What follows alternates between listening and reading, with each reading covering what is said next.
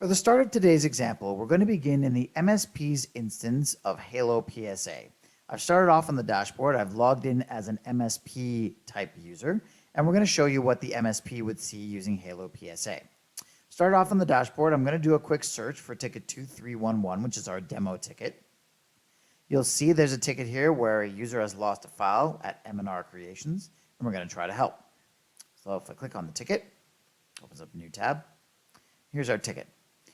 You can see it says, just like I said, user's lost a file. It's just like any other ticket. It's been assigned certain details like an SLA. It shows the creation date. I, as an MSP technician, manually created this ticket. It's set up as an incident. Right now it's completed, but that's not how it started. I'll show you that. And it was assigned to the MC Knock and Help Desk team. So I'll describe that in a moment. At the very bottom, which is where the life of a ticket starts, you can see that I, this MSP technician, manually created a ticket. There's a user at M&R Creations that was working on a file and went for a coffee break. When they came back, the file was closed. They can't find it now. They need help to get it back. Upon creating the ticket, I assigned the ticket to a resource in HaloPSA that's a user called the MC Knock and Help Desk team. That is the name in this instance of HaloPSA that we have called the Mission Control team. That name is fully customizable. You can call it Mission Control, you can call it Help Desk team, you can call it whatever you like, but this is the name that we have customized for Mission Control. And the reason we assign the ticket to Mission Control is when you do that, that will cause the bridge to engage and it will send this ticket to the Mission Control team. About a minute later, we can actually see that happen. It says Mission Control is gathering information and we have a ticket number. That's very important because that tells us that Mission Control did receive it and there is a confirmed ticket number on their side. We can also see that there's a resource assigned to it. And the reason we know that is because if you ever see that Mission Control is gathering information or any other private note that talks about what a technician is doing, that means somebody on the Mission Control team is working on it. And sure enough, soon afterwards, we have a public note time entry and a private note. The public note time entry is the actual time entry is done by JC, which is a technician on the Mission Control side. They were working with the user Rocco V at M&R Creations. This is the name of the machine that was affected and the work that was done. Eventually, we found that we were able to recover the file, which is great news. And this public note is something that the client can see.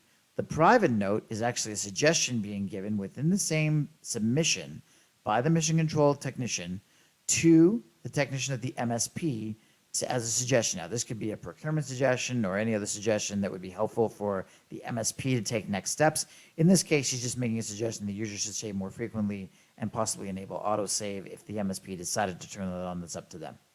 It's important to know that the time entry is fully accurate to the minute, so all of your billing and reporting is going to be perfect. Our time entry comes through, in this case, as 6 minutes.